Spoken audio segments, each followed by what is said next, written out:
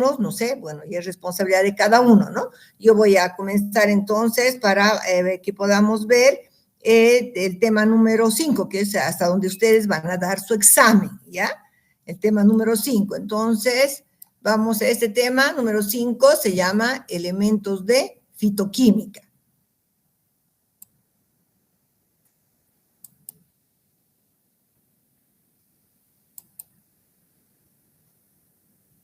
Bueno, en el tema de elementos de fitoquímica hemos hablado, hasta el momento hemos hecho todo lo que viene a ser evaluación macroscópica, microscópica, hemos visto valoración química, valoración biológica, ¿no? Ahora vamos a entrar un poco a la parte química. ¿Se acuerdan que se había indicado que en farmacognosia la clasificación química es muy importante? Para esto tenemos que repasar varios conceptos, ¿no? Entonces vamos a hablar de qué es una planta medicinal. Vamos a recordar, una planta medicinal es aquella que se utiliza para el tratamiento, cura, mitigación o prevención de las enfermedades en el hombre o en otros animales, ¿ya? Eso es una planta medicinal, nos referimos a toda la planta, ¿no? La droga, no se olviden que es solo una parte de la planta. Claro, en algunos casos también la droga puede ser toda la parte aérea o toda la parte subterránea. ¿Sí? Bueno, entonces vamos a hablar un poquito de la importancia de las plantas medicinales. Las plantas medicinales representan cerca del 25% del total de las prescripciones médicas en los países industrializados, especialmente en esta época donde hay un retorno a lo natural, se tiende siempre a consumir lo natural, entonces hay un incremento mayor del uso de los productos naturales para el tratamiento de las enfermedades. En los países en vías de desarrollo representan el 80% del arsenal terapéutico. En nuestro país, mucha gente, especialmente en el área rural, directamente se curan solo con plantas medicinales. Por eso es que nuestra medicina tradicional es tan conocida.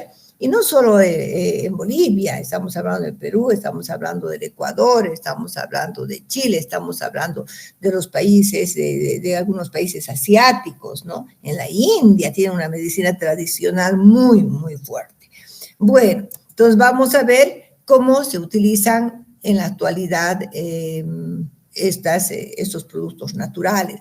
De muchas maneras, ¿no? Entonces, siempre los médicos tradicionales nos dicen, realice una infusión, haga una decocción, tinturas en extractos, luego se hacen también algunas pomadas, etcétera, ¿no?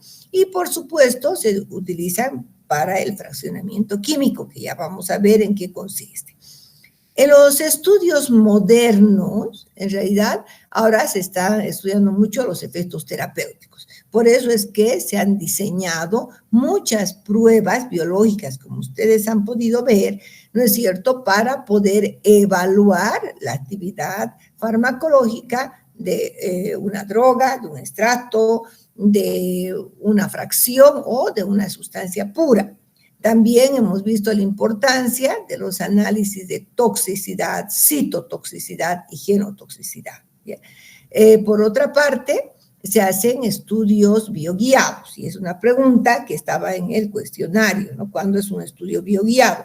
Yo tengo un extracto, hago la prueba biológica en todo el extracto, luego fracciono, ya sea por cromatografía, y en cada fracción voy a hacer la prueba biológica. ¿Para qué? Para ver dónde se encontraría el principio activo, ¿no es cierto? Si de 5 fracciones, una sola me va a dar actividad farmacológica, tengo que continuar estudiando solo esa fracción.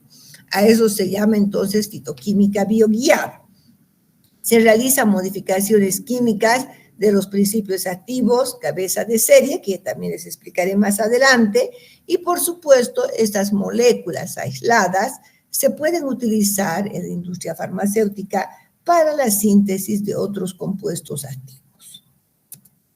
Veremos ahora, recordar, porque ya hemos visto también el concepto, ¿qué es un principio activo? ¿No es cierto? El o los compuestos, porque esa es planta medicinal, esa hoja de menta, esa flor de manzanilla tiene un principio activo. Entonces, un principio activo puede ser uno, puede ser varios, es el o los compuestos responsables de la actividad farmacológica de la planta medicinal. Entonces, ese compuesto que le va a dar la propiedad medicinal o farmacológica se conoce como principio activo. Entraremos a ver otros conceptos que entendemos por producto natural. ¿Ya? Desde el punto de vista químico, los productos naturales son compuestos químicos de origen natural. ¿Ya? En fitoquímica, el producto natural es sinónimo de metabolito secundario. ¿Ya? Solamente fitoquímica.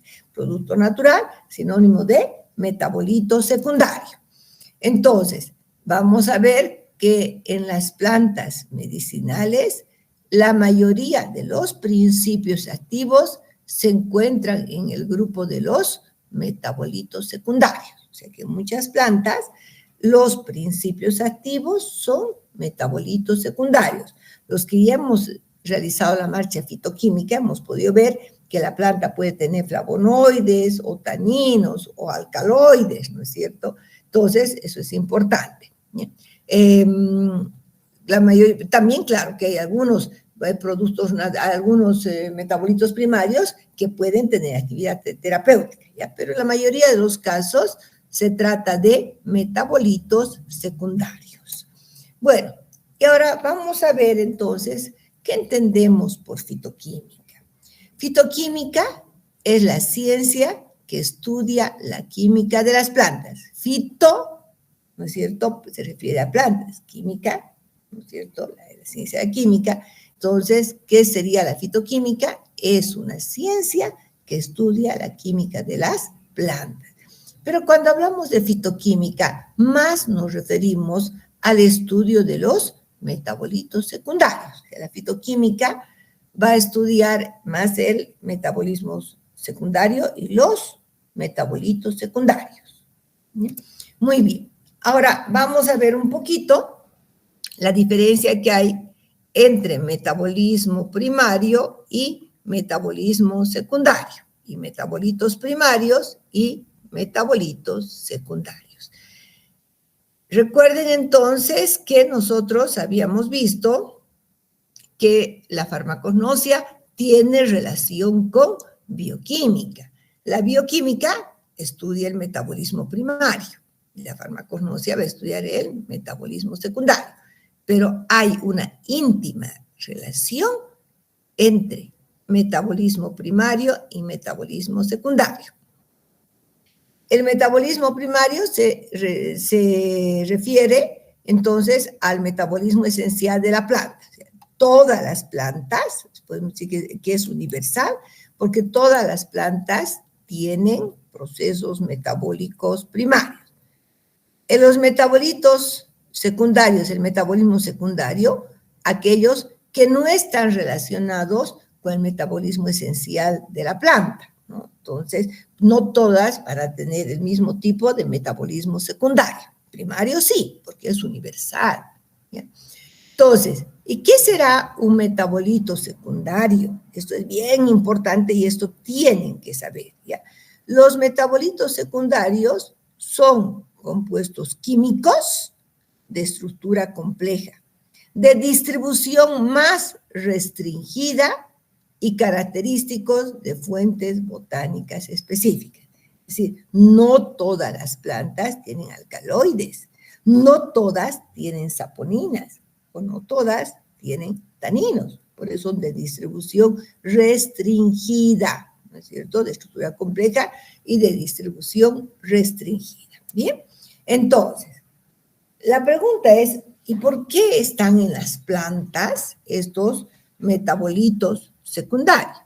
Posiblemente actúen como fitorreguladores, ¿ya?, o como medios de defensa, porque las plantas también tienen un sistema inmunológico. Puede ser que puedan actuar con ya sea fitohormonas o como medios de defensa, ¿no?, al ataque de insectos, de bacterias, etc. Bueno, ahora vamos a hablar de la relación que hay entre las vías metabólicas primarias y las vías metabólicas secundarias. ¿Ya? Veremos entonces Las rutas metabólicas básicas, esas rutas metabólicas primarias, constituyen los orígenes del metabolismo secundario, ¿ya? Dando lugar, por supuesto, a diferentes compuestos de estructura compleja. La producción de metabolitos secundarios depende de los ciclos fundamentales en los tejidos vivos.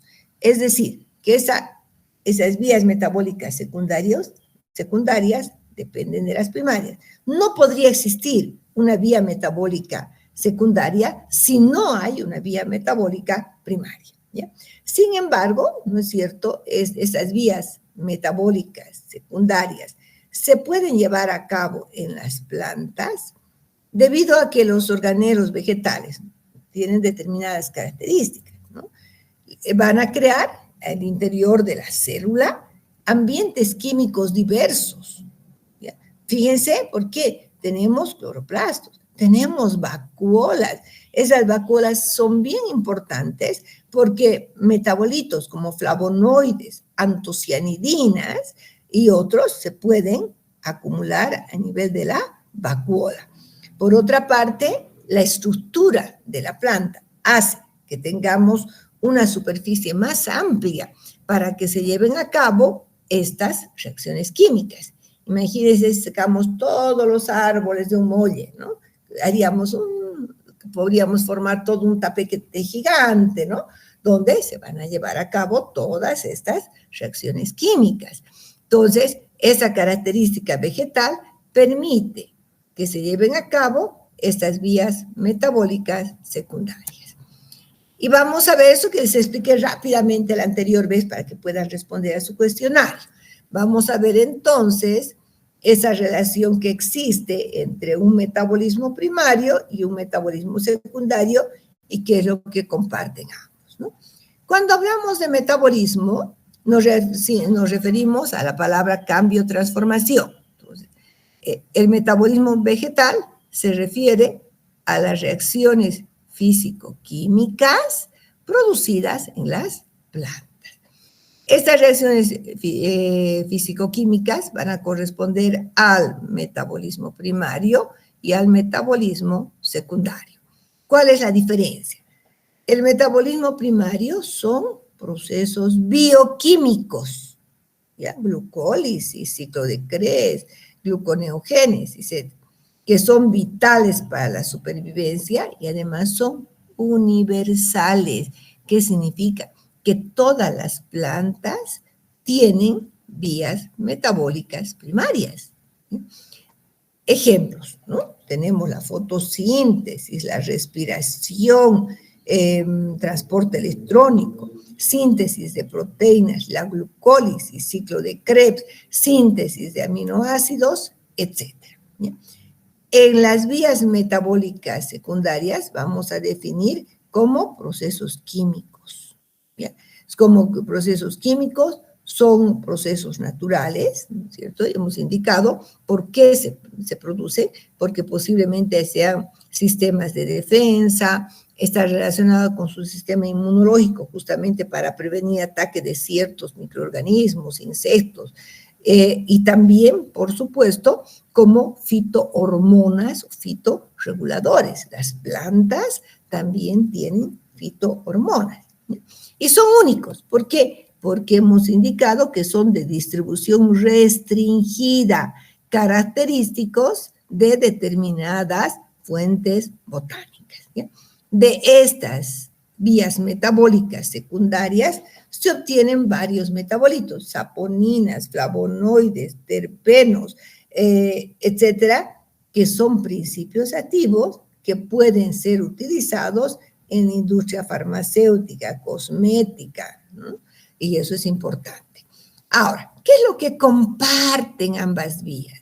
Comparten, especialmente, hemos indicado que algunos metabolitos o componentes intermediarios de las vías metabólicas primarias pueden ser entonces precursores de una vía metabólica secundaria.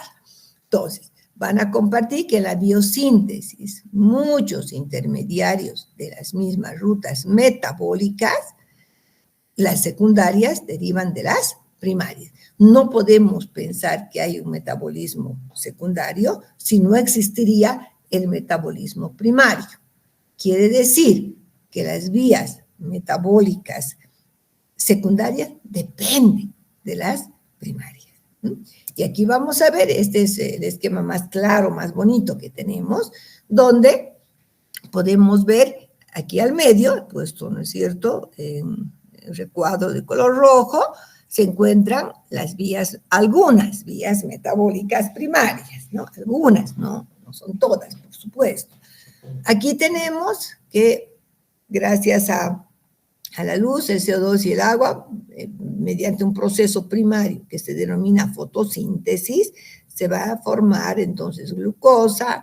Esta glucosa posteriormente puede formar mono, óligo y polisacáridos, ¿ya? Ahora, esta glucosa va a entrar a un proceso que se denomina glucólisis, donde como un compuesto intermediario de la glucólisis tenemos el fosfoenol piruvato. Este va a dar lugar al piruvato en la glucosa. El piruvato, por descarboxilación oxidativa, va a formar otro compuesto muy importante, que es la acetilcoenzima A. Esta acetilcoenzima A es precursor del ciclo de Krebs. Va a entrar al ciclo de Krebs, donde en el ciclo de Krebs tenemos muchos compuestos intermediarios que van a dar lugar a los aminoácidos, ¿ya? Muy bien, ahí tenemos entonces varias vías metabólicas primarias. Hemos indicado que son universales, ¿no es cierto? Ahora, ¿qué es lo que ocurre? Vamos a comenzar primero con lo que vienen a ser por la parte de arriba y a la derecha. Luego nos iremos a la izquierda. La glucosa, si bien va a formar otros metabolitos primarios y algunos conocidos como secundarios, como los heteropolisacáridos, puede formar mono, óligo y polisacáridos, ¿ya? Esta glucosa y otros monosacáridos van a ser parte de un grupo de metabolitos que se llama heterócidos. Los heterócidos son aquellas moléculas que están formadas por azúcares y otro compuesto no azucarado, pero unidos, ¿ya? Azúcares unido a otros compuestos no azucarados, ¿bien? Ahora, con la acetilcoenzima es uno de los compuestos intermediarios más importantes. La acetilcoenzima es un compuesto primario, ¿ya? Que puede dar lugar, ¿no? Si varias acetilcoenzimas se unen, van a formar los poliacetatos. Y estos poliacetatos va a dar lugar a compuestos fenólicos, va a dar lugar a quinonas y, pues, por supuesto, a ácidos grasos, ¿sí? De estos metabolitos secundarios se consideran los fenoles y las quinones. Por otra parte, la acetilcoenzima a través de la vía del mevalonato, que la voy a explicar, que es una vía sumamente importante en el metabolismo secundario, se va a formar los monoterpenos, diterpenos, sesquiterpenos, que corresponden al grupo de los aceites esenciales. También se van a formar carotenoides, cardenólidos, y aquí faltan las saponinas, ¿ya? Las saponinas también se van a sintetizar por esta vía, saponinas. Fíjense entonces que todos estos metabolitos se van a sintetizar por la vía del mevalonato.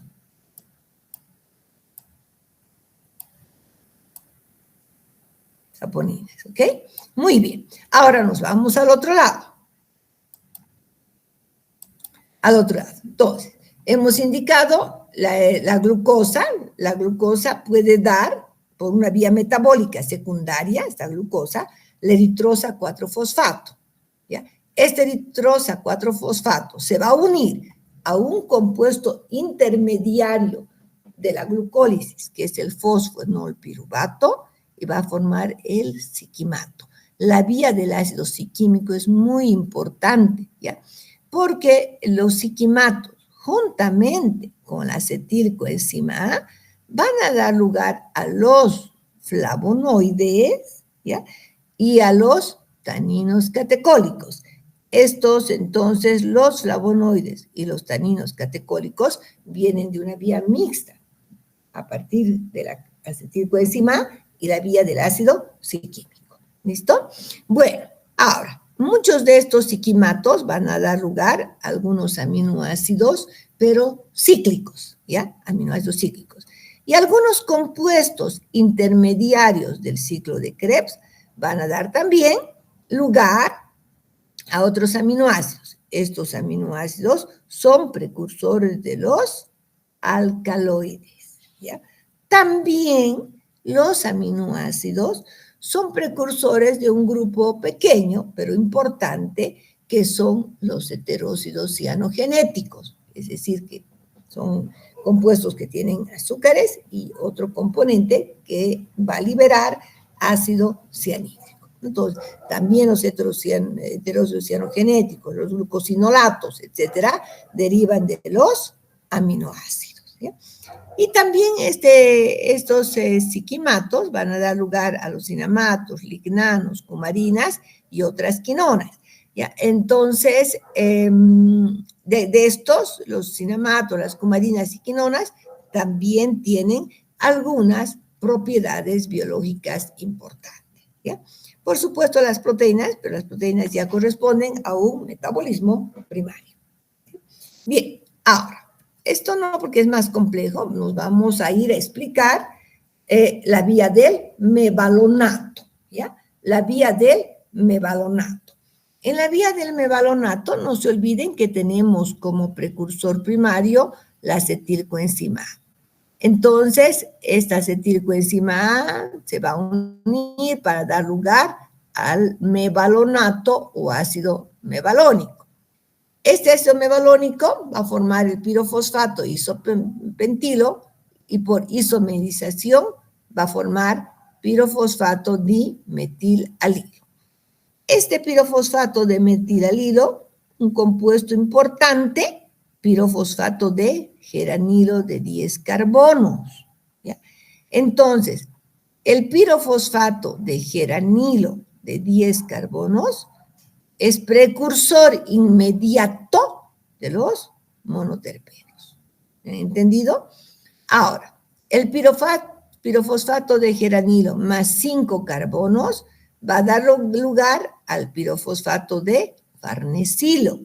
El pirofosfato de farnesilo de 15 carbonos es precursor inmediato de los sesquiterpenos. Ambos son aceites esenciales. Este pirofosfato de farnesilo de 15 carbonos más 5 carbonos va a dar lugar al pirofosfato de geranilo, dando lugar a los diterpenos, que es otro grupo de metabolitos secundarios que corresponden a los aceites esenciales, ¿no? Ahora, el pirofosfato de geranilo, por dimerización, ¿no es cierto? 2 pirofosfatos de geranilo van a dar lugar a los carotenoides, metabolitos secundarios. El pirofosfato de farnesilo, por dimerización, van a dar lugar al escualeno, estos a los triterpenos, y estos van a dar lugar a los esteroides. Dentro de los esteroides tenemos saponinas y tenemos heterócidos cardiotónicos. Bien, entonces, por otra parte, este pirofosfato de farnesilo más 5 carbonos va a dar, por ejemplo, las ubiquinonas. ¿Bien? Entonces, fíjense, aquí es bien importante. Precursor primario, acetilcoenzima A, de todos estos compuestos. Monoterpenos, sesquiterpenos, diterpenos, carotenoides, saponinas, heterócidos cardiotónicos, etc. ¿Bien? Vía del mevalonato o del ácido mevalónico. Precursor inmediato de un monoterpeno, pirofosfato de geranilo. Precursor inmediato de un sesquiterpeno, pirofosfato de farnesilo. precursor inmediato de un diterpeno, estoy hablando, los tres son aceites esenciales. Pirofosfato de geranil. Y esta es la vía del ácido mevalónico. Ahora, si yo les preguntara en el examen, ¿no es cierto?, ¿cuál es el precursor primario de las quinonas? ¿Qué me respondería? ¿Cuál sería el precursor primario de las quinonas? Acetilcoenzima, doctora. Perfecto. Acetilcoenzima. ¿Cuál sería la vía para la formación de un tanino catecólico? ¿O qué grupos participarían para un tanino y un flavonoide? Sigue siendo el acetil-CoA y Acetilcoenzima siquimatos, los siquimatos, doctora. Perfecto, y los siquimatos, muy bien, ¿ya? Muy bien. Ahora, si les preguntara, ¿cuál sería el precursor primario de los alcaloides? Los aminoácidos, doctora. Sí, perfecto, ¿ya? Eso es lo que se les va a preguntar en el examen. Bien, entonces hemos visto la vía del mevalonato y vamos a entrar a definir los principales metabolitos secundarios para luego hablar de la marcha fitoquímica y de los estudios que se realizan. Vamos a ver que los alcaloides, ¿ya?, se los define como bases nitrogenadas. Alcaloide viene de la palabra álcali, que son compuestos con propiedades básicas. Es el grupo más importante de metabolitos secundarios, ya que en la actualidad se conocen más de 8.000 moléculas diferentes de alcaloides, ¿no? Antes se decía una droga es medicinal porque tiene alcaloide, ¿no? Bueno, ahora hay muchos otros metabolitos secundarios. A los alcaloides los dividimos en tres grupos. Los alcaloides verdaderos son aquellos que tienen el nitrógeno como parte de un ciclo, derivan de aminoácidos y tienen actividad farmacológica. En este grupo es importante indicarles que están casi todos los alcaloides conocidos.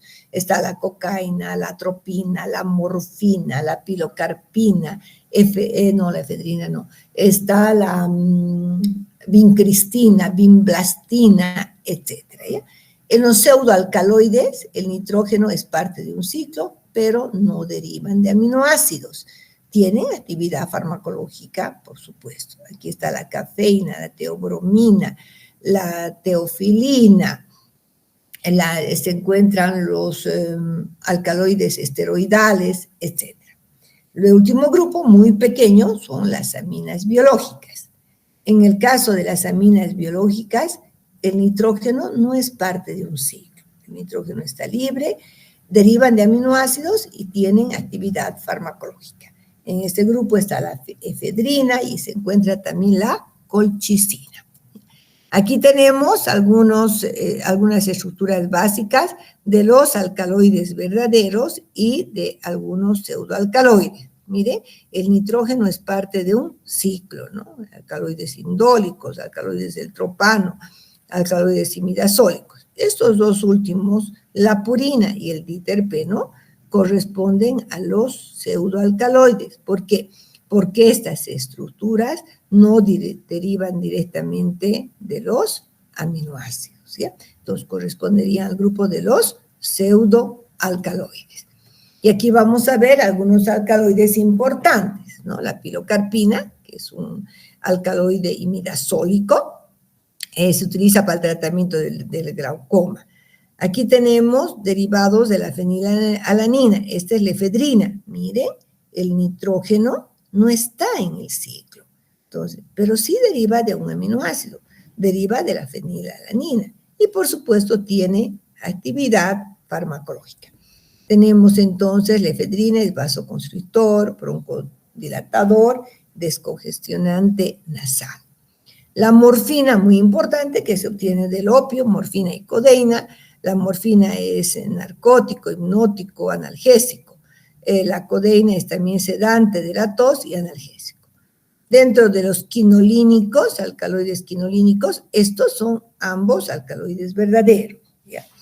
Fíjense que el nitrógeno siempre es parte del ciclo. Aquí tenemos la quinidina, que se utiliza para las arritmias. Los derivados del tropano, tenemos a la atropina, que se encuentra en las hojas de belladona, ¿no? Y en el estramonio también. Atropina es un antiespasmódico, broncodilatador, la escopolamina es hipnótico, es sedante y se utiliza para combatir también el mareo. Vamos a ver la importancia farmacológica de los alcaloides. Son principios activos de múltiples drogas, ¿no? Como actúan casi la mayoría de los alcaloides, van a tener ya sea un efecto primario o secundario sobre el sistema nervioso central, ¿ya? Por ejemplo, algunos van a ser estimulantes como la cafeína, como la estricnina, depresores del sistema nervioso central como la morfina, antifibrilantes como la quinidina, bloqueantes neuromusculares que se utiliza para el tratamiento del paludismo, la quinina, antineoplásicos, anticancerígenos, vincristina, vinblastina. Entonces, las actividades son muy diversas, ¿okay? Vamos a entrar a ver otro grupo que son los glucósidos cardiotónicos, que son heterócidos también cardiotónicos, ¿sí? Podemos decir que son heterócidos esteroidales, es decir, que están formados por azúcares unidos a una molécula esteroidal, ¿ya? Que se caracterizan por qué. Como parte de su estructura, presentan un anillo lactónico, ya sea de 4 carbonos o de 5 carbonos. Y aquí tenemos los denominados cardenólidos y los bufadienólidos. Y aquí vamos a ver la estructura, ¿no? Hemos dicho molécula esteroidal, normalmente, jóvenes, 1, 2, 3, al oxidrilo del carbón 3 se van a unir los azúcares, ¿ya? Aquí se unen los azúcares para dar lugar a los heterócidos. Esta es una estructura esteroidal que deriva de la vía del mevalonato. Muy bien, aquí tenemos entonces un anillo lactónico de 1, 2, 3, 4 carbonos. Estos son aquellos que van a actuar directamente por su acción inotrópico, es decir, que actúan aumentando la fuerza de contracción del músculo cardíaco, ¿ya? Los bufadienólidos, 1, 2, 3, 4, 5, que tienen un anillo diatónico de 5 carbonos, tienen poca actividad sobre el músculo cardíaco, más bien se los utiliza por sus propiedades antitusivas, ¿no? Bien, son ejemplos, entonces, fíjense, pero que ambas estructuras derivan de la vía del mevalonato. Vamos a ver las saponinas, que es otro grupo que deriva de la vía del mevalonato. Desde el punto de vista químico, las saponinas también son heterócidos, ¿ya? Que están formados por azúcares y por sapogeninas. Estas sapogeninas pueden ser esteroidales o triterpenoides pentacíclicas. Por hidrólisis van a formar, ya se ha indicado, azúcares y sapogeninas, ¿no? Y esta sapogenina, ya lo dije, puede ser esteroidal o triterpenoide pentacíclica. Algo muy importante, las saponinas, cuando están unidos a los azúcares, y cuando están con azúcares, tienen la capacidad de disminuir la tensión superficial del agua y formar espuma. Es el único grupo de metabolitos secundarios que tiene esa propiedad de formar espuma. Por eso es que cuando identificamos a las saponinas, nosotros podemos colocar agua y agitar y ver si forma o no forma espuma. Aquí tenemos la estructura básica de la diosgenina, ¿no? Esta es diosgenina, fíjense, una estructura esteroidal. Normalmente sobre este oxidrilo se unen también los azúcares, ¿ya? Se van a unir los azúcares, dando lugar entonces a una saponina, porque las saponinas están unidas a los azúcares. Estas estructuras son muy importantes porque al ser esteroidales, después de eliminar los azúcares, se utilizan en la industria farmacéutica para la síntesis de principios activos esteroidales, corticoides, hormonas, etc. Bueno, aquí podemos ver una saponina triterpenoide pentacíclica. ¿Por qué pentacíclica? 1, 2, 3, 4, 5 anillos. Normalmente estas saponinas se caracterizan porque tienen, además, van a tener un grupo carboxilo y por supuesto su oxidrilo va a estar unido al ácido glucurónico o a otros azúcares también, ¿no? Aquí tenemos la glicerricina, que se utiliza por sus propiedades antiinflamatorias, ¿no? Ambas derivan de la vía del mevalonato. En cuanto a sus propiedades de las saponinas, miren, las saponinas tienen propiedades antibacterianas, tienen propiedades antifúngicas, algunas saponinas tienen propiedades antiparasitarias también. Bueno, y por supuesto se utiliza como emulsificantes también, ¿no? Porque forman bastante espuma. Los aceites esenciales es otro grupo muy interesante, ¿no? Todos conocemos, ¿no? Aquí no le gusta un buen aroma, ¿no? Sentir un aroma a rosas, a lavanda, a limón, qué agradable, ¿no? Como nos gusta eso. Por supuesto, ¿por qué podemos sentir esos olores? Porque son moléculas que van a llegar a nuestro organismo, ¿sí? Entonces, son mezclas de un número variable de sustancias orgánicas volátiles. Son volátiles. Los compuestos más frecuentes, como hemos podido ver, derivan de la vía del ácido mevalónico. Los monoterpenos, los esquiterpenos y los diterpenos. Los más comunes son los monoterpenos y los esquiterpenos, ¿sí? De 10 y 15 carbonos. Bueno, aquí tenemos algunos ejemplos de aceites esenciales. Miren, el geraniol, que lo encontramos en la rosa. El citral es una molécula, por ejemplo, muy importante con actividad tranquilizante. El limoneno le va a dar más que todo un aroma, ¿no? Es un monoterpeno muy fuerte, amargo, pero muy agradable en cuanto a esencia de los cítricos. El mentol, miren qué importante la hoja de menta, el mentol y la mentona son rubefacientes, ¿no? La carbona, que vamos a encontrar en la menta espicata, la carbona es un digestivo. El alfapineno, igualmente se utiliza especialmente como aromático. El borneol, ¿no? Que es un alcohol en este caso, el borneol lo vamos a utilizar por sus propiedades antiinflamatorias, propiedades de relajante muscular. El alcanfor, que es una cetona, ¿no? En este caso también es un monoterpeno oxigenado que tiene propiedades antisépticas y también rubefacientes. El cineol, que es el eucaliptol, tiene propiedades antibacterianas, antitusivas, expectorantes, etc.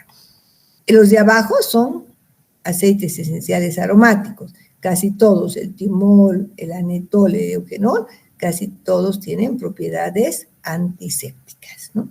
Entonces, son moléculas muy interesantes, muy importantes. Bueno, luego tenemos a los taninos. Las drogas con taninos están ligadas a las propiedades curtientes. Se utiliza el tanino de castaño, etcétera, para curtir el cuero. ¿Por qué? Porque tienen la propiedad de precipitar proteínas. Es el único grupo de metabolitos que tiene esa propiedad. Son compuestos polifenólicos, como les decía, que es el único que puede precipitar proteínas. Por eso, cuando identificamos taninos, la primera prueba que hacemos es la prueba de la gelatina SAM. Yo sé que hay tanino cuando precipita proteínas. Si no, no puedo decir que tengo un tanino. Bueno, aquí tenemos los dos grupos de taninos. A la derecha tenemos los taninos hidrolizables o gálicos. Estos taninos son ésteres que resultan de la unión de un azúcar con ácidos fenólicos, ¿no? A través de un enlace éster. Estas son moléculas fáciles de hidrolizar.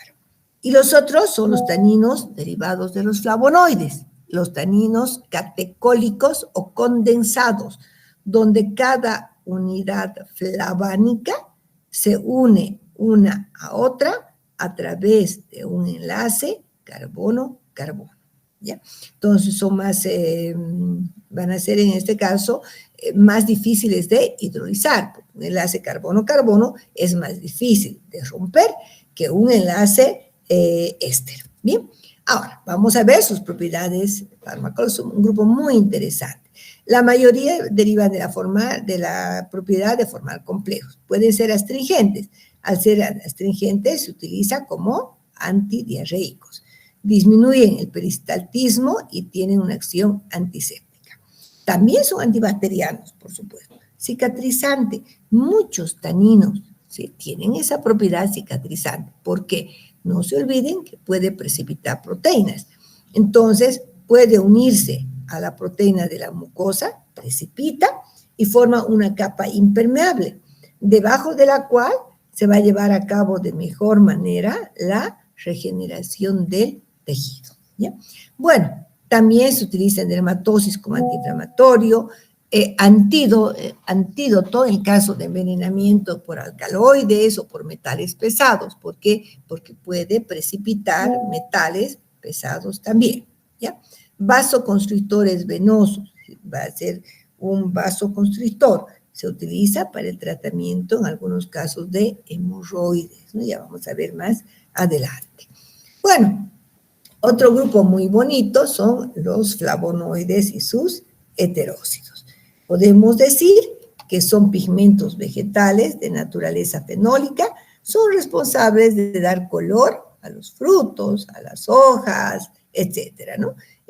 Todo lo que vemos de color amarillo, anaranjado, etcétera, tiene flavonoides. O si vemos de azul, rojo, morado, seguramente puede tener también antocianidinas, que es un grupo derivado de los flavonoides. Todos estos compuestos se caracterizan porque tienen un esqueleto carbonado de carbono 6 carbonos, carbono 3 y carbono 6, ¿no? Todos van a tener esta estructura básica. Y aquí tenemos algunos ejemplos, ¿no? El flavonol, el flavantresol, de las flavanonas, las flavonas, las antocianidinas, que es un grupo cargado, ¿no? Tiene un oxígeno cargado positivamente por el doble enlace. Esas antocianidinas, a diferencia del resto, más bien van a dar a las plantas un color, ya sea flores, frutos, etcétera, rojo, azul, morado, ¿sí? Se cambia de color de acuerdo al pH. Bueno, ¿qué propiedades biológicas presentan estos flavonoides y antocianidinas? ¿Sí? Muy importantes por su actividad antiinflamatoria, vasodilatadores, vasoprotectores, antihepatotóxicos y antioxidantes. Nosotros que en esta vida vivimos con estrés, a veces con preocupaciones, generamos radicales libres. Además, que cuando tenemos una mala alimentación, frituras, etcétera, generamos radicales libres, ¿ya? Entonces, estas moléculas nos ayudan a prevenir del ataque de los radicales libres a nuestras células. También tiene la propiedad de vitamina P. ¿Qué significa? O factor P también. Significa que disminuyen la fragilidad capilar, ¿ya? ¿Por qué? Porque aumentan la resistencia de los vasos capilares. Muy importante. Mejoran la circulación sanguínea, mejoran la oxigenación del cerebro, mejoran la oxigenación de la retina. A muchos de estos compuestos se los conoce como vitaminas para la vista, ¿ya? Bien, ahora vamos a entrar a ver cómo se realiza el estudio, cómo se comienza a estudiar a los metabolitos secundarios, ¿ya? Quiero decirles que hay dos líneas. Hay líneas, grupos, que trabajan con el estrato. Si yo voy a trabajar con el estrato, pero hasta obtener un estrato estandarizado, más natural, con una determinada actividad farmacológica. Y hay otros grupos que dicen, no, yo quiero identificar el principio activo, quiero separar el principio activo, quiero purificar ese principio activo y quiero luego darle un uso recién farmacéutico. Entonces son dos líneas, ¿entienden? ¿Ya? Todo va a comenzar de lo mismo. Primero vamos a seleccionar la fuente, a ver qué quiero trabajar, qué actividad, si quiero ver un grupo de flavonoides, si quisiera ver una actividad antiinflamatoria, etc. Entonces hay que pensar en la recolección o en el cultivo. Cuando yo voy a pensar en recolectar directamente, tengo que ver que no sea una planta que se encuentre en vías de extinción. Es prohibido recolectar ninguna planta que esté en peligro de extinción. Y entonces, mejor cultivar o ver otras plantas. Bueno, lo primero que hacemos es una extracción, ¿no? Una extracción, puedo hacer un extracto por maceración, por percolación. Luego puedo hacer un fraccionamiento, ¿sí? Vamos a ver, vamos a continuar primero con la línea de los compuestos puros. ¿Ya? Después nos vamos a los extractos. Entonces voy a hacer una extracción y voy a hacer bioensayos. Voy a fraccionar, voy a hacer bioensayo. ¿Ya? Muy bien, entonces nosotros hacemos extracción primero, luego puedo fraccionar por cromatografía, por diferencia de solventes. Voy a hacer bioensayos en cada una de las fracciones y gracias a esto voy a hacer lo que hemos denominado la fitoquímica bioguiada. Voy a ir buscando el principio activo responsable de la actividad, hasta encontrar compuestos puros, digamos 3 flavonoides diferentes. ¿Ya? De estos compuestos puros, nosotros podemos ver qué moléculas tenemos. Para esto debemos hacer el análisis espectroscópico, búsqueda bibliográfica, qué modificaciones químicas se han realizado, cómo se podría realizar una síntesis, etcétera, etcétera, y definimos la cabeza de serie. ¿Qué es la cabeza de serie? Es la molécula que la vamos a considerar más importante, con más potencial para continuar con los estudios, ya sea de modificaciones químicas, de optimización, etcétera, para darle una mejor actividad farmacológica. Por ejemplo, la ergotamina hay que, en algunos casos, convertirla en una sal para que no tenga tanto efecto secundario, ¿ya? Y una vez que hemos optimizado, ¿no? Disminuir los efectos secundarios, disminuir su toxicidad, etcétera, esta molécula puede entrar entonces en comercio para que sea utilizado en la industria farmacéutica para la elaboración de medicamentos. ¿Ya? Bueno, esto sería. Por el otro lado, tenemos la línea que dice, nosotros vamos a trabajar con extracto estandarizado, ¿no? Porque es más limpio, menos tratamiento químico, etc. Entonces, con este extracto, nosotros podemos hacer un bioensayo, ¿no? Una prueba biológica antiinflamatoria en la pata de la rata, con carragenina, ¿no? Muy bien, una vez que hemos revisto su actividad, voy a realizar una estandarización del extracto. ¿A qué se refiere? Tengo que conocer qué principios activos tiene. ¿Cuál es la concentración del principio activo? Tengo que saber exactamente sus parámetros, 6% de flavonoides, 5%, etc. Y luego, sí o sí, voy a realizar los ensayos de toxicidad para ver qué pasa con la toxicidad aguda, si en la dosis terapéutica hay o no hay toxicidad. Luego hay que ver toxicidad crónica, subcrónica, etc. Una vez que hemos realizado estos ensayos, ¿no es cierto?, vamos a realizar, por ejemplo, estas pruebas farmacológicas, ¿no? Voy a hacer pruebas in vitro, pruebas in vivo. Primero, después de hacer in vitro, hago en vivo en animales y recién puedo entrar, chicos, recién puedo entrar a la fase clínica. La fase clínica es cuando realizamos ensayos en humanos. No se olviden que para una fase clínica sí o sí requiero el consentimiento informado del paciente, ¿ya?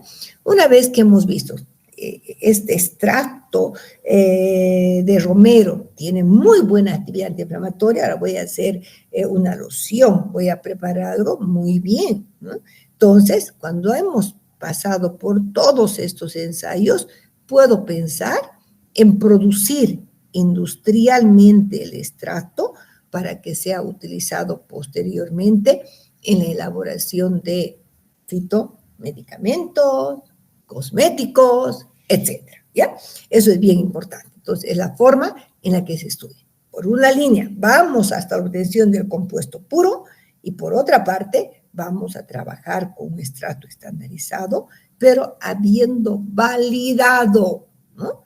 Por pruebas in vitro, pruebas in vivo, haciendo análisis de toxicidad y después, al final, recién nos vamos a las pruebas clínicas en humanos, con su consentimiento, para que vayamos posteriormente a producir de manera industrial el extracto y pues venderlo, utilizarlo en la industria farmacéutica. ¿Okay? Bien, ahora vamos a ver la marcha fitoquímica. Esta marcha es la más básica, es la que hacemos en la parte de práctica y todos deben conocer. Les voy a explicar una marcha también más limpia, que es muy linda, pero ya para una tesis, para un trabajo más profundo, ¿ya? Bueno, en esta marcha, entonces nosotros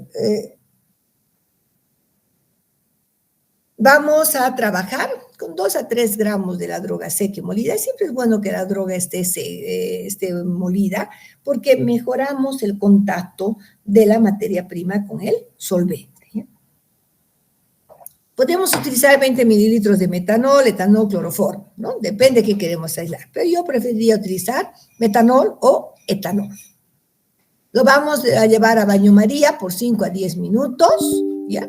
No se olviden, a baño María el etanol igual va a hervir, ¿ya? Entonces, a una ebullición lenta por ese tiempo, filtramos y vamos a proceder a realizar las pruebas para alcaloides, pero previamente, para realizar las pruebas de alcaloides, necesito acidificar. Las pruebas para los alcaloides son pruebas de precipitación, ¿ya? No me importa el cambio de color, tengo que ver la precipitación. Voy a utilizar Dragendorf, Mayer, Hager, Wagner, etcétera, ¿ya? El medio ácido. ¿No es cierto? Aquí descritas las pruebas. Sí, aquí está mejor, ¿ya? Entonces, esta parte voy a pasarla. Ya, acá. Entonces, en nuestro caso, entonces, si hemos extraído con etanol al 70%, lo recuperamos con etanol al 70%. No se olviden que en la prueba de alcaloides tengo que acidificar primeramente con ácido clorhídrico al 1%. Voy a colocar entonces el reactivo de Dragendorf, me va a dar un precipitado entre ladrillo y café. La prueba de Mayer me da un precipitado crema. La prueba de Hager, que es el ácido pícrico, el 1%, me va a dar un precipitado amarillo. La prueba de Wagner, que es el Ugol, me va a dar un precipitado café. Ya, pruebas de precipitación.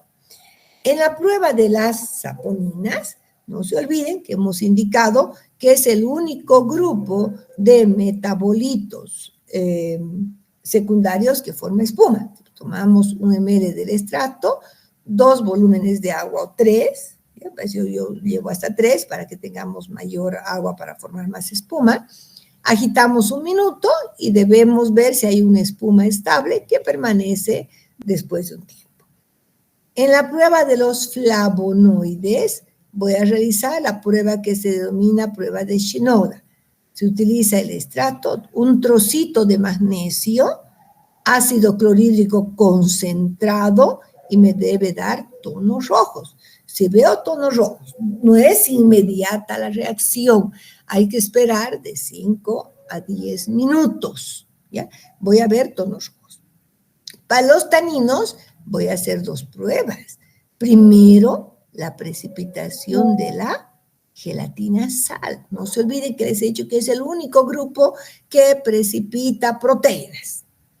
Entonces, hago primero la precipitación de gelatina sal. Si precipita, tengo flavonoides, tengo taninos, ¿ya? Taninos verdaderos. Bueno, luego puedo hacer la prueba de cloroférrico. En realidad, la prueba de cloroférrico es una prueba para fenoles. Si tengo flavonoides, y no tengo taninos, igual me va a dar positiva la prueba de cloruro férrico, porque es parafenol. Pero ¿qué ocurre? Si también tengo taninos, en función del color, puedo distinguir entre taninos catecólicos y taninos gálicos, ¿ya? Vamos a explicar cómo hacemos. Entonces, miren, para los taninos hemos dicho la prueba de gelatina sal y luego tenemos la prueba del cloruro férrico. Tomamos nuestro extracto, gotitas de cloruro férrico al 1%. Si me da un color verde o negro, tengo taninos catecólicos. Si me da un color azul morado, tengo taninos gálicos. Así de simple, ¿no? Pero si no tengo taninos y tengo flavonoides, también me va a dar, pero me va a dar estos colores, entre verde y negro. No me va a dar azul. ¿Bien? Muy bien. Ahora, vamos a ver otra marcha más completa. Esta marcha es muy buena. Cuando yo hago una tesis, sí, yo siempre les recomiendo apliquen esta marcha. Es más limpia, es más pura, nos permite ver bien los colores, porque con esta otra, si no tienen la experiencia, a veces se equivocan en la interpretación, ¿ya? Bueno, en esta vamos a comenzar entonces, le he dividido en dos para poder entender mejor. Miren, aquí tenemos, en este caso trabajamos con 50 gramos de la muestra, mayor cantidad porque voy a hacer varias fracciones, ¿ya? Agrego 500 mililitros de metanol, lo dejo macerar por 24 horas y después voy a reflujar por 4 horas y vamos a filtrar en caliente, ¿ya? Tengo mi extracto metanólico, también lo podría hacer con etanol. Tengo mi extracto metanólico. De este extracto separo 5 mililitros y voy a llamar fracción A. ¿Qué voy a hacer? Voy a poder identificar taninos con la prueba de la gelatina, sal, que ustedes ya conocen, y la prueba del cloruro férrico. Para ver los aminoácidos, si es que tengo algunos alcaloides, los alcaloides aminados, voy a hacer la prueba de la ninhidrina. Y para los flavonoides, realizaré la prueba de Shinoda con magnesio y ácido clorhídrico concentrado. El resto del extracto lo voy a llevar a sequedad, lo voy a resuspender con 150 mililitros de ácido clorhídrico al 1% a una temperatura de 50 grados, lo filtro sobre celita, que es una tierra de diatomeas, y voy a tener una fracción insoluble que va a quedar en el papel filtro y la solución ácida. ¿Ya? Muy bien. Ahora, comenzamos con la solución ácida, por este lado, ¿ya? Lo que ha pasado a través del papel, a través de la celita, ¿no? Siempre hay que poner papel filtro. Entonces, solución ácida, filtramos, alcalinizamos con amoníaco y extraemos con cloroformo, ¿ya? Entonces, aquí vamos a ver qué vamos a hacer. Extraemos con cloroformo. Voy a tener una fase orgánica, que sería la fase clorofórmica, y voy a tener la fase acuosa, ¿ya? En la fase acuosa, comenzamos por la derecha, vamos a saturar con sulfato de sodio y vamos a hacer una extracción con cloroformo y etanol, ¿ya? En una relación 3-2, 3 de cloroformo, 2 de etanol. Bien, aquí vamos a tener, no se olviden entonces la fase clorofórmica, chicos, fase clorofórmica y la fase, en este caso, acuosa, remanente. Fase orgánica. En la fase orgánica, clorofórmica, lavamos con una solución saturada de sulfato de sodio, vamos a colocar entonces sobre un papel filtro también, y vamos a, después de esto, de filtrar, colocamos en un embudo de separación y otra vez separo mi fase orgánica. Y vamos a hacer flavonoides, prueba de Shinoda, leucoantocianidinas, vamos a hacer con una prueba que se llama de Rosenheim. Para esteroides vamos a hacer la prueba de Lieberman-Bouchard, puedo hacer Salkovsky también, y para alcaloides voy a hacer Dragendorf, Mayer, Hager, etc.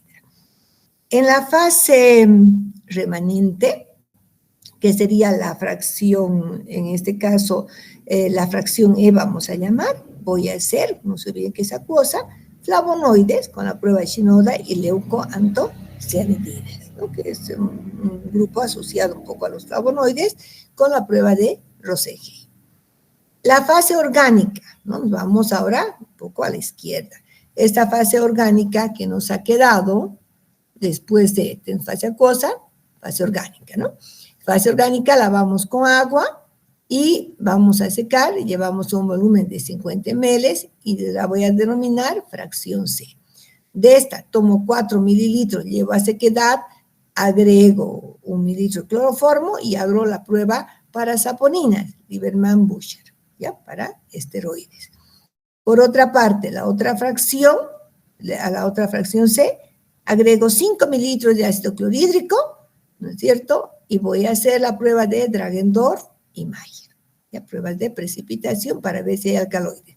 Si bien son muchas fracciones, pero les digo que los colores salen muy, muy bonitos, muy claros, no nos da lugar, digamos, a error, ¿ya? Porque en el caso de un extracto crudo, verde o café, nos perjudica un poco el color en la interpretación. Bueno, estábamos en esta parte, ¿no? Teníamos la fase solución ácida y hemos visto, y en la parte insoluble, la parte que quedaba, entonces, sobre la celita. Esta parte insoluble la lavamos con agua, ¿sí? Lavamos con agua, secamos y hacemos una extracción con cloroformo, ¿ya? Con cloroformo lo filtramos, evaporamos hasta tener un volumen de 20 mililitros y la llamamos fracción B. Hacemos la prueba para esteroides. Cuando hablo de esteroides, estoy hablando de saponinas, estoy hablando de cardenólidos, etc. Puede ser la prueba Lieberman-Buscher y puede hacer la prueba de quinonas, que es lo que vamos a hacer en la práctica, con hidróxido de sodio. Esta prueba se llama prueba de Bortrage. Fíjense que en esta marcha hago más grupos, ¿no? Estoy aumentando leucoantocianidinas, las saponinas por las pruebas de Lieberman, estoy haciendo también quinonas, etc.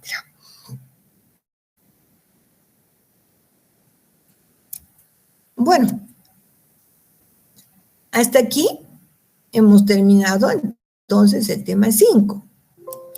Hasta aquí vamos a dar el examen el día lunes, ¿verdad? Hasta aquí tenemos el examen. Un poquito les voy a explicar la práctica después para el día, como el tiempo es un poco corto, muy rápidamente les voy a explicar ahora para no quitarles tampoco mucho tiempo, les explicaré la práctica entonces que vamos a realizar el día miércoles, ¿sí? Los grupos que tienen clases conmigo, ¿no? El día miércoles vamos a hacer la práctica 6 y 7, es decir, la identificación, la prueba Bortrager, y vamos a hacer la separación cromatográfica de antraquinonas. Les voy a explicar un poco para que nos alcance el tiempo ese día, si no nos va a alcanzar el tiempo, además tengo que indicar que van a traer, ¿ya? Pero antes de pasar a esa explicación, quisiera saber, nos va a llevar unos 15 minutos, no más. Si tienen alguna duda, pregunta sobre lo que acabo de explicar, no se olviden que hasta aquí, hasta el tema 5, tenemos el examen el día lunes. ¿Preguntas? ¿Tienen algún examen hoy? Tenemos ahorita, doctora, de bioquímica 1 a las 11:15. Ah, 11:15. Ah, ya. Está bien. Entonces, ahorita en unos 15 minutos les explico lo que tengo que explicarles. Más que todo para que les explique lo que van a traer, ¿ya? Especialmente los grupos que tienen clases serían el 11 y el 13, ¿no? Que tienen esa semana, y también para el otro, para saber lo que tienen que traer, ¿sí? Bien, voy a entonces explicar. ¿Preguntas hasta aquí, chicos? ¿No tienen dudas? Ya, vamos a explicar. Te lo voy a hacer un poco más rápido. No voy a pasar todas, más que todo es para explicarles lo que tienen que hacer ustedes para la clase. No les había indicado que tienen que preparar su esquema de la práctica 6 y 7, ¿lo ven? Muy bien. ¿Qué son las antraquinonas? Son heterócidos. Son compuestos que están unidos a azúcares con derivados del antraceno. Estos pueden ser antraquinonas, antronas, oxantronas, diantronas, antranoles, ¿ya? Y esta es la estructura básica de una antraquinona. Son compuestos, entonces, son dicetonas. Tienen dos grupos carbonilos. ¿Bien? Estos normalmente van a estar unidos a los azúcares a través de sus grupos oxidrilo. Vamos a pasar esto. Aquí tenemos unas estructuras, por ejemplo, de reina, ¿no? Es un tipo de antraquinona, reina, crisofanol, que tiene un grupo metilo, etc. ¿Cómo se unen a los azúcares? Miren, aquí reina está uniéndose, entonces, al oxidrilo del carbón 8 se va a unir a una glucosa. Y aquí tenemos aquellos que son C-heterócidos. Estos que se unen a los azúcares a través de un oxígeno se llaman entonces O-heterócidos. Y aquellos que se unen al azúcar por un enlace carbono-carbono se denominan C-heterócidos. ¿Cuál es la propiedad que tienen? ¿Ya? En realidad, de acuerdo a la dosis, estos van a tener una acción como colagogos, laxantes o purgantes. ¿Ya? Mejor son los O-heterócidos, ¿ya? Como laxantes y purgantes. Bien. ¿Cómo actúan? En realidad, los heterócidos no se reabsorben ni utilizan a nivel del intestino delgado, van a llegar hasta el colon, donde gracias a la flora intestinal se van a hidrolizar, van a liberar entonces las antraquinonas, y estos se reducen a antronas y antranoles, y van a ejercer entonces una acción a nivel del intestino grueso. ¿Cómo actúan? Aumentan el peristaltismo intestinal y pues excitando las terminaciones nerviosas locales. En realidad los azúcares son como transportadores del principio activo hasta que lleguen a nivel entonces del intestino grueso, donde van a ejercer su acción de laxante o purgante. Ahora, quiero algo importante. Las geninas, es decir, estas moléculas sin los azúcares, estas son solubles en solventes apolares, benceno, cloroformo, etc.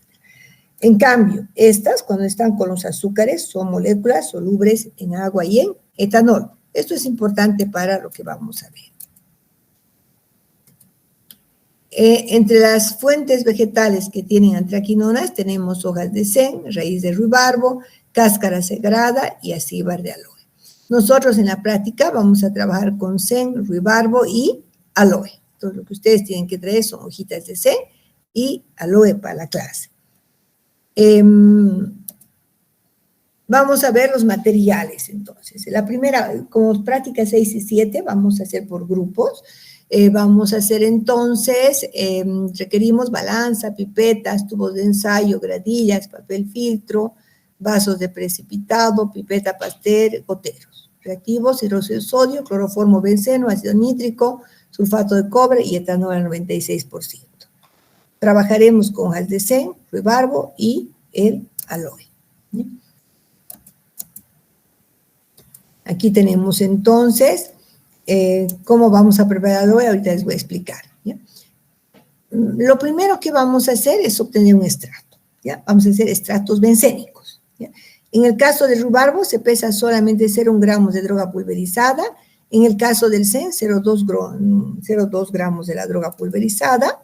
¿Ya? Y tenemos, pesamos, colocamos en nuestro tubo de ensayo y agregamos 1,5 mililitros, creo que mi guía ha cambiado, creo que vamos a agregar 12 ml de cloroformo benceno, vamos a agitar un minuto y vamos a filtrar con un papel filtro pequeño. La cantidad que vamos a obtener es bastante pequeña, y en el caso del aloe, ¿sí? Por eso es importante lo que tengo que decirles, ustedes van a comprarse una hojita de aloe, van a colocar puede ser un recipiente de porcelana, puede ser de vidrio, ¿ya? Pero no nada metálico. Van a realizar un corte, vamos a colocar 10 ml de agua y van a dejar que fluya el líquido amarillo. Ese líquido amarillo tiene antraquinona. Si se vuelve rojo, no sirve. Ya tiene que ser amarillo.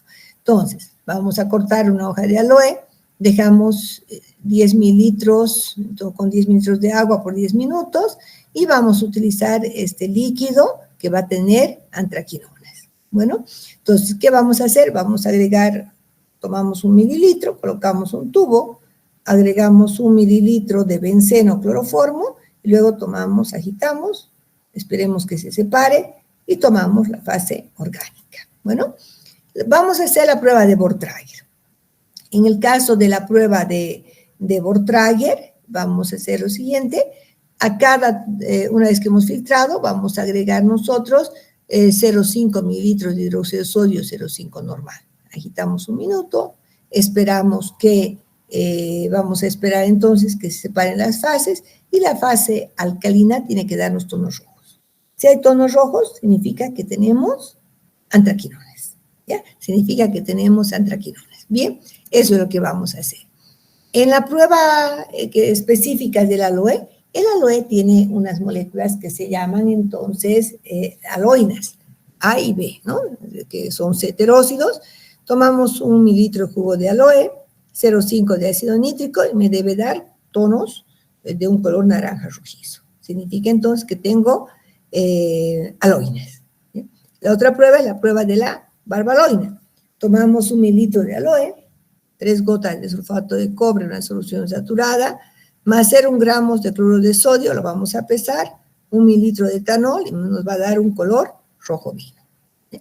Y pues si me da un color rojo vino, significa que tengo entonces barbaloína, que es la aloína B, ¿sí? Que es otro tipo entonces que es específico. Si esas pruebas me dieran negativas, quiere decir que la hoja que me han dicho que es aloe no corresponde a la droga, porque no va a tener las aloínas. ¿Sí? Eso es importante. Bien, en la práctica 7 tengo la impresión que nadie me está prestando atención, entonces les voy a decir lo que van a traer y ese día les explicaré, chicos. Lo que necesito es que traigan solamente una, cada 2 grupos, ¿sí? Cada 2 grupos van a traer, por favor, una bolsita de hojas de C. Ya pueden comprarse de la farmacia, venden en las farmacias hojas de C, y también cada grupo o cada 2 grupos va a traer el jugo de aloe. ¿Ya? Además, para la cromatografía, miren, voy a necesitar que ustedes traigan regla para medir las distancias y vamos a necesitar que traigan tubos capilares. ¿Ya? Las placas cromatográficas yo les voy a dar. ¿Han entendido? Eso es lo que necesitaríamos entonces para la práctica de esta semana. Ya les explicaré en clases cómo vamos a hacer, que nuestra fase móvil es el benceno, ácido acético, etcétera. Ojalá nos alcance, porque no hay mucho benceno, veremos, pero vamos a tratar de hacer. Bueno, y luego nosotros vamos a medir las distancias, les voy a explicar en clase, porque todos tienen que ir midiendo las distancias y diciéndome qué compuestos tenemos. De una manera muy, muy completa vamos a terminar entonces la práctica. Entonces, no se olviden, chicos, hojas de C, ese jugo de aloe, ¿sí? Lavar la hoja por fuera, cortan con un poquito de agua, 10 ml, y ese jugo amarillo tienen que llevar para realizar la práctica el día miércoles, por favor. Los grupos A que vamos a trabajar este miércoles, el grupo A, ¿sí? Eso sería entonces. ¿Saben qué voy a hacer? Tienen ustedes en la guía todo esto, ¿ya? En nuestra guía está totalmente con mucho detalle todo lo que yo les he explicado. Entonces, el día de la clase les vuelvo a explicar para que me presten atención en el momento, porque ahorita les voy a explicar y yo sé que están ahorita con su cabeza en bioquímica. Bueno, eso sería entonces, y pues quedaremos aquí. Como por esta época han dicho que hay poco avance, nosotros sí o sí necesitábamos terminar esta parte, no se olviden, porque hasta el tema 5 es nuestro examen. Para el examen requieren calculadora, ¿ya? Yo, por si acaso, no les dejo entrar con celular. Los celulares los van a dejar de un canastito que vamos a llevar, todo el mundo deja su celular. Nadie entra con celular, delante mío van a colocar, ¿ya? O sea, no se confíen que en el celular tienen preguntas, tengo examen pasado, no. En la clase todos entran con su bolígrafo, su lápiz, su tajador y su calculadora y nada más. ¿Han entendido? ¿Ya? Bien, en eso quedamos entonces y pues nos vemos nos estaríamos viendo el día miércoles con los grupos que tienen la práctica. Hemos indicado que es el grupo A el que va a trabajar esta semana. ¿Sí? Muy bien, entonces, buenos días a todos. Si no hay más dudas, no hay preguntas, quedaríamos. Doctora. Dime, Alejandra. Sí o sí ya tendríamos que traernos los informes, tanto el 3 y el 4. Sí, el 3 y 4 sí. 3 y 4 sí. Porque me habían pedido, a ver, espérenme un ratito.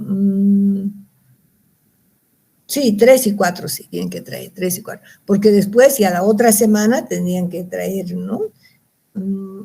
Ustedes son del grupo, a ver cómo hemos quedado con otro grupo. Si no presentan, pero igual se les va a acumular, chicas. Hagan nomás el informe, ¿ya? Para esa semana 3 y 4. Y en 15 días recién van a hacer el informe de la práctica 6 y 7, ¿ve? Este informe es corto, o sea, el que tienen que hacer, más que todo es cuestionario, porque la valoración que hemos hecho de los estratos es rápida y la marcha fitoquímica son resultados que ustedes colocan en tablas. No es mucho, ¿no? Porque igual se van a acumular y se van a olvidar después los resultados. Bueno. Ya. ¿Alguna otra pregunta que tengan? Ya. Entonces, eso sería para esa semana, ¿no? No nos olviden, por favor. Aquí quedaríamos, pues sí, ya son 9:30, vayan a repasar un poco para su examen con la doctora y espero que les vaya muy bien. Nos vemos. Doctora, una cosita más. Nos dijo que nos iba a repartir en grupos A y B. A ver, un ratito, pero no hemos repartido con ustedes el A y el B, hemos repartido. No, el grupo 13, no, doctora, nos dijo que nos iba a avisar. Ahí, peor del 11, doctora.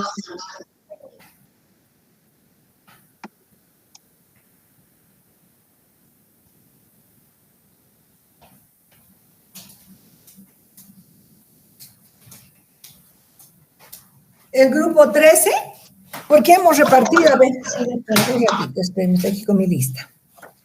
A ver. El grupo 12, sí, ya lo he repartido por un... Ahí ve, estaba siempre repartido. Aquí tengo el grupo... el 13, ¿no? Sí, El 13 doctora. me falta. Sí. ¿Se acuerdan que les había dicho los que estaban en la mesa? ¿Qué mesa les dije que iba a venir primero?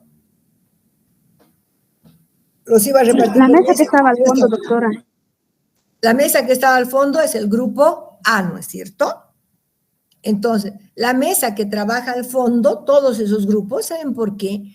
Porque como ya han hecho sus grupos, no puedo repartirlos por apellidos, ¿ya? Entonces, los que trabajan al fondo van a venir este miércoles. Y los que trabajan en la mesa de adelante hacia la pizarra van a venir el otro miércoles. ¿Está bien? Gracias, doctora. Ya, Solo era mi duda. Muchas ya, muy gracias. bien. Eso dicen, por favor, a todos. ¿Y del grupo 11? Del grupo 11 está repartido, ¿ya? A ver. Del grupo 11 han dicho presente, ¿no es cierto? Todos los del A, por ejemplo, en el A estaba Álvarez Paniagua, Andia Crispín, Arias, Arnés, Autario, Carballo, Cruz, González, Gutiérrez, Gutiérrez no, González, después está Málaga, Marín, Montaño, Pérez, ¿no? Igualmente hemos ya repartido ese día, ¿no? ¿Se acuerdan? Les he dicho, todos los que están al fondo me van a decir si son, no me acuerdo si eran del A, ¿no ve? Los del A estaban al fondo, los que estaban adelante del B. Entonces ya los hemos repartido ese día. Entonces, doctora, esta semana solo es el A. Solamente el A esta semana. Solo el A, por favor. Está bien, doctora, gracias. Ya, listo. ¿Alguna otra pregunta que tenga? Ok, muy bien. Entonces, no hay dudas, preguntas, quedamos aquí. Nos vemos entonces en clase, ¿sí? Buenos días.